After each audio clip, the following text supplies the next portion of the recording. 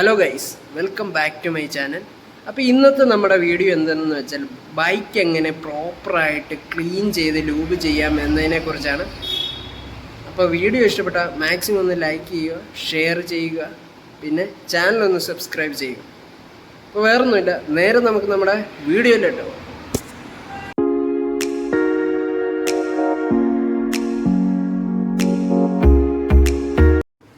Chain lube start ചെയ്യുന്നതിൻ്റെ മുമ്പായിട്ട് നമുക്ക് ചെയിൻ നന്നായിട്ടൊന്ന് ക്ലീൻ ചെയ്തെടുക്കണം.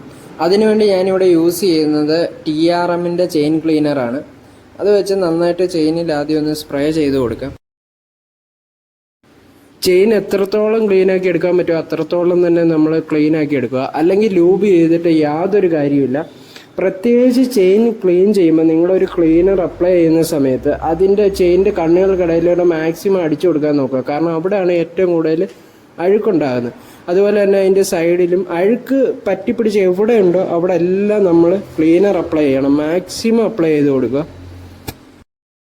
അതുപോലെ തന്നെ ചെയിനിൻ്റെ സ്പ്രോക്കറ്റുമായി ചേരുന്ന ഭാഗങ്ങൾ അവിടെയൊക്കെ എപ്പോഴും അഴുക്കുള്ള ഒരു ഭാഗമായിരിക്കും. സ്പ്രോക്കറ്റും ചെയിനുമായിട്ട് കോണ്ടാക്റ്റിൽ വരുന്ന ഭാഗങ്ങൾ അവിടെയൊക്കെ നമ്മൾ മാക്സിമം ക്ലീനർ അപ്ലൈ ചെയ്ത് കൊടുക്കുക. ഒരു ക്ലീനർ അപ്ലൈ ചെയ്ത് ഒരു 10 to 15 മിനിറ്റ്സ് കഴിഞ്ഞിട്ടേ നിങ്ങളത് ബ്രഷ് വെച്ച് എപ്പോഴും ക്ലീൻ ചെയ്യാൻ പോകുക. കാരണം ആ സമയം കൊണ്ട് ക്ലീനറെല്ലാം നല്ലപോലെ അതിനകത്ത് പിടിച്ച് അതിനകത്തുള്ള അഴുക്കെല്ലാം ഇളകി വരും. ഇപ്പോൾ ഞാനിവിടെ ക്ലീനർ ചെയിനിൻ്റെ എല്ലാ ഭാഗത്തും അടിച്ചു കൊടുത്തിട്ടുണ്ട്. ഇനി നമുക്ക് ക്ലീനിങ്ങിലേക്ക് കിടക്കാം. ഞാനിവിടെ യൂസ് ചെയ്യുന്ന ഇതുപോലെ ഒരു ചെയിൻ ക്ലീനിങ് ബ്രഷാണ്. ഇൻ കേസ് ബ്രഷ് ഇല്ലാന്നുണ്ടെങ്കിൽ നിങ്ങൾക്ക് കോട്ടൺ തുണിയൊക്കെ യൂസ് ചെയ്യാവുന്നതാണ്. ഞാൻ ഇവിടെ വണ്ടി ഒന്ന് ഓൺ ചെയ്ത് സ്റ്റാർട്ടാക്കിയിട്ടിട്ടാണ് ചെയിൻ ക്ലീൻ ചെയ്യാൻ പോകുന്നത്. ഇങ്ങനെ ചെയ്യുമ്പോൾ മസ്റ്റായിട്ട് നിങ്ങൾ ബ്രഷ് തന്നെ യൂസ് ചെയ്യുക. കാരണം കോട്ടൺ തുണി വെച്ചിട്ട് വണ്ടി സ്റ്റാർട്ട് ചെയ്തിട്ടിട്ട് ചെയ്ത് കഴിഞ്ഞാൽ നമ്മുടെ വിരലൊക്കെ ചെയിൻ സ്പ്രോക്കറ്റിനിടയിൽ കയറി പോകാനുള്ള സാധ്യത വളരെ കൂടുതലാണ്. അതുകൊണ്ട് നിങ്ങൾ ചെയിൻ ക്ലീൻ ചെയ്യുമ്പോൾ വണ്ടി സ്റ്റാർട്ടാക്കിയിട്ട് ചെയ്യുന്നുണ്ടെങ്കിൽ വെച്ച് ബ്രഷ് വെച്ച് ചെയ്യുക. ബ്രഷ് വെച്ച് ചെയ്താലുള്ള മറ്റൊരു ഗുണം എന്താണെന്ന് വെച്ചാൽ ഈ ബ്രഷിൻ്റെ 3 സൈഡിലും നമുക്ക് അതിൻ്റെ നാരുകളുള്ളത് കൊണ്ട് നല്ല രീതിയിൽ തന്നെ ചെയിൻ ക്ലീൻ ആയി കിട്ടും. കാരണം നമ്മളൊരു കോട്ടൺ തുണിയൊക്കെ വെച്ച് ചെയ്യുന്നതിനെക്കാട്ടി നല്ല രീതിയിൽ തന്നെ അതിനകത്തുള്ള അഴുക്കുകൾ മൊത്തം ഇളക്കി കളയാൻ സാധിക്കുന്ന ഒരു സാധനമാണ് ഈ ബ്രഷ്. അപ്പോൾ ബ്രഷ് വെച്ച് ചെയിൻ്റെ ഭാഗങ്ങളിലെല്ലാം, അതുപോലെ സ്പ്രോക്കറ്റിൻ്റെ ഈ ഇടഭാഗത്തൊക്കെ ചെയിൻ്റെ ആ നീളമുള്ള ആ നാരുകൾ വെച്ചിട്ട് ഇങ്ങനെ വെച്ച് കൊടുത്തു കഴിഞ്ഞാൽ തന്നെ അതിനകത്തുള്ള അഴുക്കുകളെല്ലാം പോകും. അതുപോലെ നമ്മൾ ചെയിൻ്റെ പല ഭാഗത്തായിട്ടും പല പൊസിഷനിലൊക്കെ ബ്രഷ് വെച്ചിട്ട് മാക്സിമം എത്രത്തോളം ക്ലീനാക്കി എടുക്കാവോ അത്രത്തോളം ക്ലീനാക്കി എടുക്കുക. എന്തായാലും ഒരു 90% ആൻഡ് എബോ മാക്സിമം നമുക്ക് ക്ലീൻ ചെയ്തെടുക്കാൻ പറ്റും. ഒരിക്കലും ഒരു 100% ഒന്നും നമുക്ക് ക്ലീൻ ചെയ്തെടുക്കാൻ പറ്റത്തില്ല. മാക്സിമം ക്ലീൻ ആക്കാൻ പറ്റുമോ അത്രയും ചെയ്തെടുക്കുക. അതിനുശേഷം ഇങ്ങനെ ഒരു കോട്ടൺ തുണി യൂസ് ചെയ്ത് പതുക്കെ അതിനകത്ത് ആ ബ്രഷ് കൊണ്ട് ഇളകിയ അഴുക്കുകളെല്ലാം ഇങ്ങനെ തുടച്ചെടുക്കുക. അതാ ഞാൻ പറഞ്ഞത്. ഇപ്പം ഞാൻ വണ്ടി എൻ്റെ ഇഗ്നീഷൻ ഓഫാണ്. ഇങ്ങനെയുള്ള കോട്ടൺ തുണികൾ വെച്ച് ചെയ്യുമ്പോൾ ഇഗ്നീഷൻ ഓഫാക്കി ചെയ്യുന്നതായിരിക്കും ഏറ്റവും നല്ലത്. നമ്മൾ സ്റ്റാർട്ട്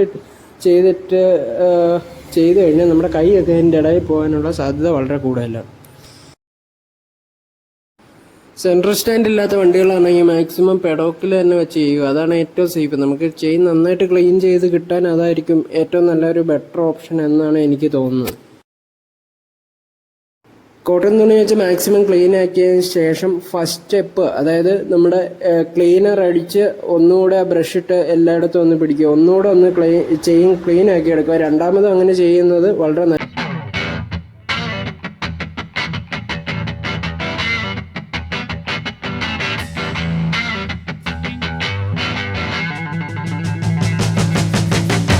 ആയിട്ടുണ്ട്. ഇനി നമുക്ക് ലൂബ് സ്റ്റാർട്ട് ചെയ്യാം. ഞാനിവിടെ യൂസ് ചെയ്യുന്ന ലൂബ് എന്ന് വെച്ചാൽ trmcalidad ചെയിൻ ലൂബാണ്. ഇത് എനിക്ക് വളരെ നല്ലൊരു റിസൾട്ട് കിട്ടിയ ഒരു ലൂബാണ്. സോ അതുകൊണ്ടാണ് ഞാൻ ഇപ്പോഴും അത് തന്നെ യൂസ് ചെയ്യുന്നത്.